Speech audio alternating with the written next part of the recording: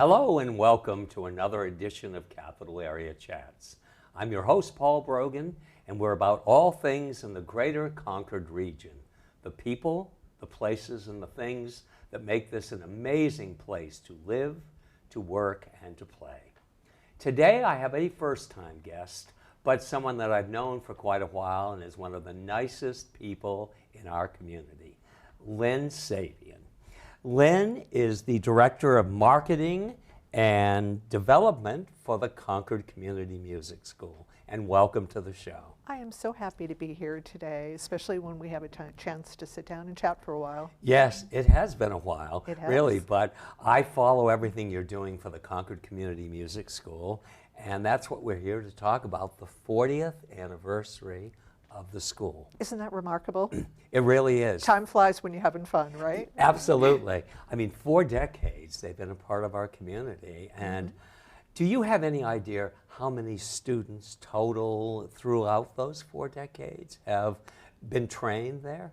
Well, it's really hard to tell because, of course, in the first years, as you're just getting started, there's 100 students, 150 or more. Now we're up to thousands of students per year, and by the time we include our reach for people that attend our concerts and our workshops and one-off events and the people that they bring in, we're touching thousands of lives per year. Oh, that's amazing. That truly is amazing. I mean, music is something, a part of everybody's life, but the music school encourages people to stop and catch their breath and sit back and either enjoy the music or the offerings, or, you know, you're never too old to learn how to play an instrument, true? It's a commonality that really brings people of various cultures together. It shows us how people are more alike than we're different. Absolutely. And I think everybody should try to play an instrument at some point in their life. Part of it is the discipline that you get, that you carry over into work or anything else that you do, because you have to be focused and you need to, practice and, everything else. But it just is something you can do by yourself. You can just at home pull out the instrument that you're learning or have, accomplished quite a bit with and play for your own satisfaction. And you're never really alone when you're with your music, right? So true, so Yeah. true. If I don't play the piano an hour a day, I feel like, it's as important to my daily routine as getting that walk in or breathing. Exactly, Yeah. exactly. And I tell people you really need to do it. I mean, I've been playing 65 years. Wow. Since the first, it wasn't chopsticks, but it was some other very simple piece with one hand, and then, you learn from there. But the music school, when I hear people talk about it who are either studying there or have attended some of the events there, they are truly in awe that Concord has such an institution right here. Well, Concord's also changed so much throughout the years. I came here in, I think, 2007 when I came to get my graduate degree. And at the time, it was known as many things. People were saying City in a Coma, all this and that. They renovated the downtown area. They really made it a gathering place. Some truly remarkable businesses came in, existing businesses expanded, and it is really becoming the place to be. It's sort of like when I was a child growing up, it really was.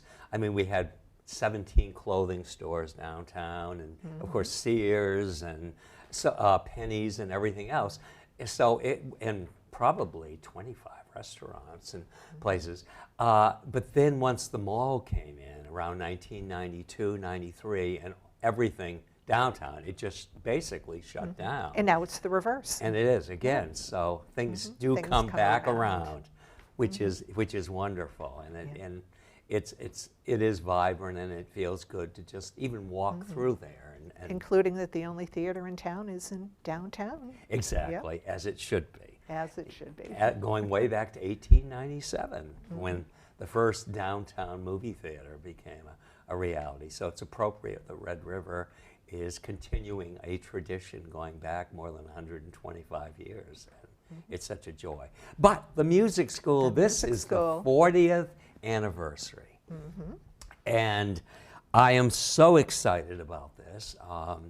And I'm so excited about the publication, Forte, that you sent me to look over and to enjoy. And it was probably, I spent about an hour and a half just taking my time. It wasn't something I wanted to rush through. The pictures you gathered, everything just made me, if I didn't already play an instrument, it would make me want to go out and investigate doing something with this wonderful school. So, well, thank you. I really appreciate that. We've been getting a lot of very positive feedback from people, especially from people like you that are lifelong Concord residents. I don't know of anybody who's picked up the publication and not seen familiar faces, names they knew, people that are involved with the music school in one capacity or another. We reached out to some former board members. They were able to tell us about the early years at the music school, all the different challenges that they faced, and how coming together as a community, I mean, the school couldn't be better named, coming together as a community to really expand upon Peggy Center's vision. Exactly, and she truly, you know, stepped in and made this happen. And her personality was such that she drew people also into this, which was wonderful. And you have a new director now, and I am hearing amazing things about how he's not only taken the legacy that Peggy created, but he's building upon it, and he's making it into something even more remarkable. Yeah, Daniel Licciardi started in 2022 after a nationwide search. We got somebody who came up from a music school in Massachusetts. It's nice because he comes up here, he understands the New England way of doing things, to put it nicely. Yes. And has fit in just wonderfully. He's a very warm, compassionate person. He's also a musician himself, in addition to being an executive director, so he understands music, he understands what it takes to teach music, he understands what it takes to appreciate music, and he's a fabulous curator of what we bring into the school. That's wonderful.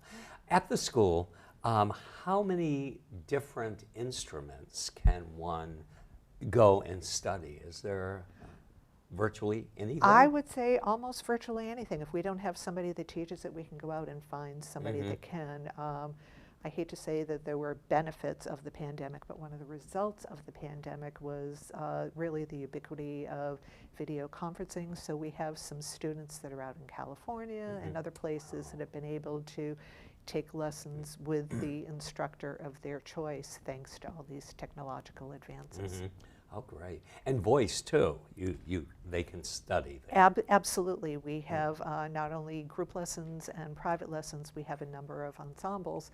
So we have some that are by audition only. We also have some that are non-auditioned. If you just love to sing, come on in, and you have a musical home. Such as the Songweavers. Such as the Songweavers. Which are, I've been to many of their concerts, and you watch the singers, and there's a pure joy and delight in what they're doing, and that again is so important to what makes music a part of our lives and enriches our lives too. So. And we start them at a very young age. Maria Isaac runs the Purple Finches Youth Chorus. We are starting a teen chorus this semester as well. And then, of course, the adult, including the Songweavers that Jenny O'Brien does, the other groups that are done by Peggy Horseman Hose. It's just a really wonderful bunch of people and a very welcoming place for you, no matter who you are or where you come from. And there is a website, of course, that has... There is a website. All kinds of information about the school, the classes, and how people can donate if they feel they want to give some money back for what the school is doing and continues to do. And that's at ccmusicschool.org. Okay, very simple, just like that. And I would be very remiss if I didn't take that opening you gave me. Can someone also just stop by the school if they want to? Absolutely. We're open all the time. 9 to 5 on Monday to Friday is usually the best time. The administrative staff is there, and there's always somebody that is more than happy to drop what they're doing. We love our buildings. We're very proud of who we are and what we do, and we love showing it off to people. It is a beautiful And we do it on a space. regular basis. Yes. Yeah. Oh, it's just one. And the Bach lunches and Yep. Which will be starting again tomorrow. Okay. Yep.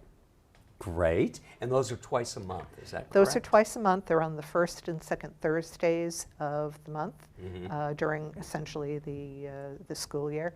They're free and they're open to the public, thanks to the Walker Lecture Fund, who is just a supporter of the arts for a number of organizations. They're wonderful. Concord would not be Concord without the Walker folks. And it's amazing how far that has come now. When I was a child, more often than not, except for the Messiah, the Walker lectures were lectures, slideshows of somebody's trip, and things such as that, which were interesting because people didn't travel as much 60 plus years ago. But now they're so much more involved with the community, and they're giving so much to make other things happen and other things possible, which is wonderful. And like the other organizations in town, they only thrive because people in the greater Concord community and beyond are helping them succeed as well. Exactly, so true. And I mentioned to you a little story, and you said I should tell it on the air about how the Concord Community Music School dazzled a Golden Globe winner, a Tony winner, an Oscar nominee, someone who starred in Hello, Dolly more than 5,500 times without missing a performance. And they're all the same person. And the same person. Carol Channing, I brought to Concord in June of 2007 for a benefit concert at the Capitol Center for AIDS in New Hampshire. She was staying at the Centennial Inn and said she wanted to see some of the city.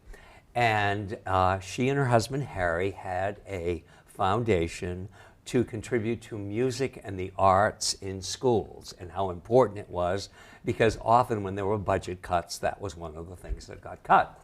And I told her, we have the most amazing music school. And she said, why, don't tell me about it, show it to me. So I called up Peggy and said, would you mind if I brought Carol Channing by? And Peggy, I think, initially thought he's joking, or I'm going to bring a female impersonator or something by. Well, we showed... Or you're going to dress up. Exactly. Yeah, sure. We showed up at the door 10 minutes later. She could not have been more gracious about the whole experience. And Carol, who was already in her later 80s at the time, was just wide-eyed with what she saw going on. She met the staff and was gracious and charming about that, but then she said, well, I want to see one of these classes. So Peggy took us into a children's class, a children's session, and Carol sat down and was just delighted with what she saw. These young, maybe 5, 6, 7-year-olds who had music and dance already as part of their life. And a little girl came over and grabbed her by the hand and said, you have to come in here with us and you have to do something. So Carol didn't say no. She jumped up and she went in with the children and was holding their hands as they were dancing around in circles, and she sang a little bit to them. And she afterwards said, this is amazing. Who would have ever thought that I would discover this wonderful oasis, is what she called it. And the next night at the performance, she talked about the Concord Community Music School and how fortunate do you people in Concord realize how fortunate you are? And the following April, when I brought her to the music hall in Portsmouth, she told people, excuse me, over there, you have to take a trip to Concord to see the community music school. She said, I don't know if you have anything like that over here, but she said, it's over there and you have to see it to believe it. And she'd seen a lot of things in her career and life, but the Concord Community Music School and the energy and love that you feel the moment you walk in the door. And I think that that was, you know, truly, when you can impact somebody who's seen it all, then people in Concord need to go down there, or they need to pick up or read. You can read it online, Forte, correct? And they need to read this story of the music school because it's so much like the children's story about the little engine, you know, the little engine that could. Yes, that I think all of us had at one point. And I know that initially, because there had been a lot of private music teachers in Concord for many, many years, and there was some pushback from some because you can't do it this way. It's been done 100 years in, you know, this certain specific way. And the music school just went along. It wasn't trying to put anyone out of business who taught private lessons, but it was trying to reach a wider group and to provide more than an in-home piano lesson experience. And it did. And 40 years later, it's continuing to do that. And it's remarkable. Well, that's an absolutely wonderful segue. Concord Community Music School was built in the settlement house tradition. And I didn't really know that much about it when I joined the music school. I had to get up to speed very quickly because I do a lot of grant writing, and I explain to people who we are and what we're about. And if you don't understand where you came from and what influences that Peggy had when she was starting the school, it's very difficult to accurately convey the true meaning and the true importance of what the school is. And I went into it looking at it through my 21st century goggles, thinking, oh, you know, settlement houses, this is just, you know, the white people coming in trying to tell everybody else how, you know, now that they're in America, how they should be acting and what they should be doing. And that's really not what it is at all. It's really about coming together, finding your commonalities, finding out what about your culture is special, bringing it all together and creating something together that is truly larger than all the different parts put together. So now I'm very proud to say that we have come from this settlement house tradition, and we are bringing this creativity, and we are taking things that we are learning from each and every person that comes through our door to make our school better and better every day. And the possibility and room for growth is endless. I mean, it truly is, because I think as people take the risk and chance to become involved, or again to read Forte, because it tells a story in such an compelling way, and you're just excited. I mean, there's an excitement about reading about it and discovering it. And it's... Well, it's not just our story, it's Concord's story. It is. And it is Very a story true. that goes beyond Concord, because our students go off to different parts of the world. We have a story in there about three, I don't want to call them kids, they're in their 20s now, and they're having careers that are really taking off on Broadway and beyond. And they all got their start at Concord Community Music School, and we couldn't be more proud of them. And that's the thing. You don't have to, if you only want to go for your own enjoyment and take lessons and you're not aspiring to anything else, it's a great place to do it. But if you have a little bit of, you know, grease paint in your blood and you're thinking, wouldn't it be nice to, it is a wonderful foundation upon which to build more. And again, you learn a certain discipline and artistic integrity, no matter what you're doing there. Yeah, the back cover of our magazine, in fact, has a Gifts of Music poster. It's also available on our website if people want to download it, put it on their refrigerator or wherever they want to. And it was so much fun putting that together, where you know, it's like, okay, it builds resilience, you know, it builds dedication, it builds this and that, and you see it being put together a piece at a time, almost like Lego by Lego, and just the wonderful result. Oh, that's great. That's wonderful. Now, how if one would like to read Forte, what are the options available for doing that? Of course, online. Well, it's not available online quite yet because we have literally half a ton of magazines that were delivered a couple weeks ago.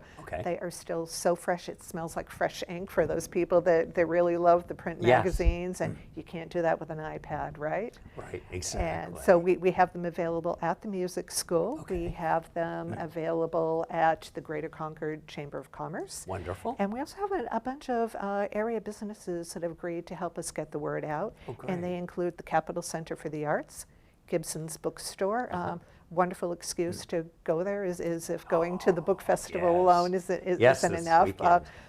It's probably the one thing that you can take out to Gibson's and you don't have to pay for it. Exactly. Right? Get it right there at the entrance. Shaker Road School, the Concord City Auditorium, the Audi, Red River Theaters, Concord Public Library, and right here at Concord TV. Great.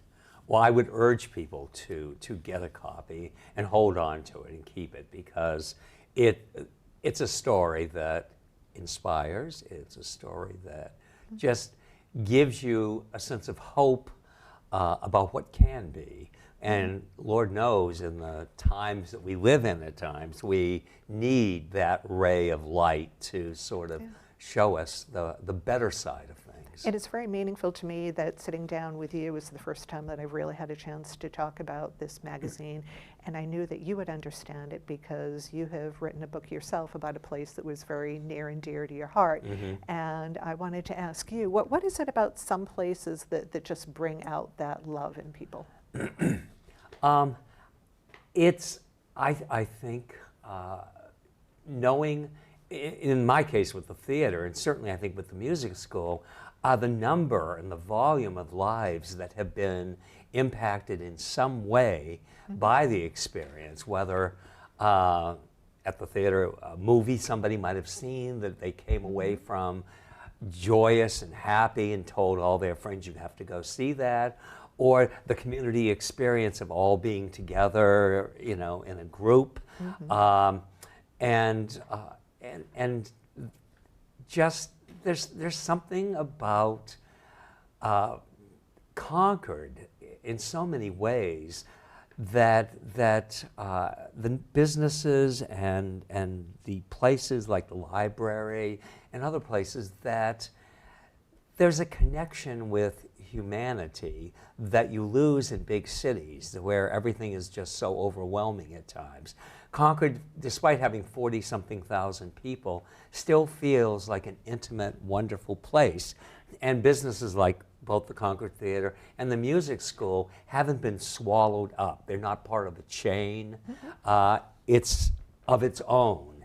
And therefore, you know, it has a story to tell of how it navigated and kept that intimacy while still being able to provide so much for so many. Does that make sense? It absolutely does, and it very elegantly captures the way that I feel about my adoptive town. It does. It does. I mean, it was a good day when you came here, absolutely. And I think that, well, that, you know, you love it so much that the kind of work that you've chosen to do is work that enhances and makes it better, and it can help awareness, and that's, I think, one of the things, I think there's something very special about nonprofit work as a whole. Yes. But if you lock in on the right nonprofit, and I've been very fortunate multiple times in my career, I've been able to do that. Earlier in my career, I was with the Capitol Center for the Arts. Yes. And, you know, especially now at the music school. Music school. I'm finding, you know, even singing in the shower, I sound better. Yes. Osmosis or something, but yeah. I worked for 12 years for AIDS service organizations, nonprofit, and even though I had the title of executive director, in the morning I came in and cleaned the employee bathroom, emptied the trash, because that's what nonprofit, you do what needs to be done because you believe in the cause and you believe in what you're doing, and you're not looking at necessarily watching your bank account go into the stratosphere, but you're having satisfaction and peace of mind.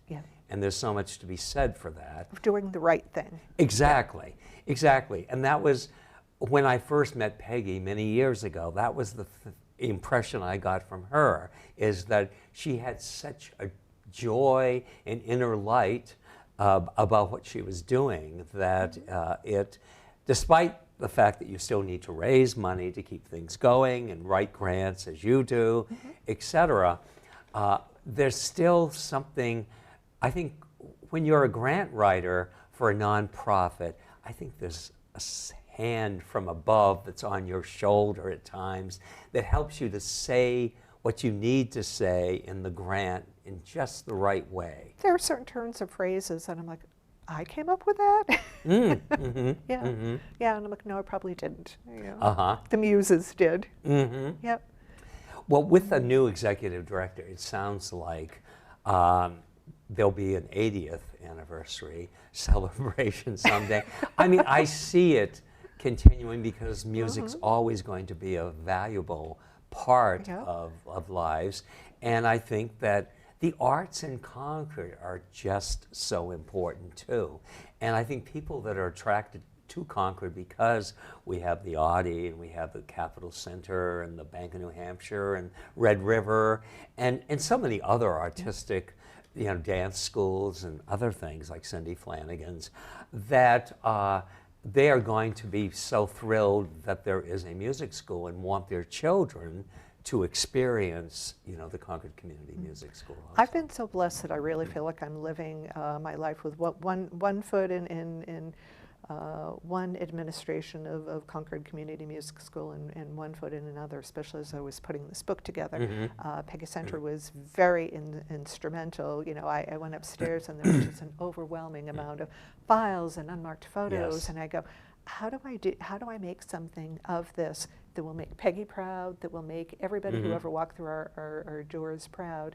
And she came in, she volunteered countless hours, she helped write articles, she fact-checked, she helped me identify photographs, and it really made me understand more what was going on behind the school and why she continues. She's there at the open house. She's there whenever we have a special event with a big beaming face, just like she was when she was working there as well. So, and you know, then we have Daniel, who's just the youthful energy and the wonderful ideas, because you know.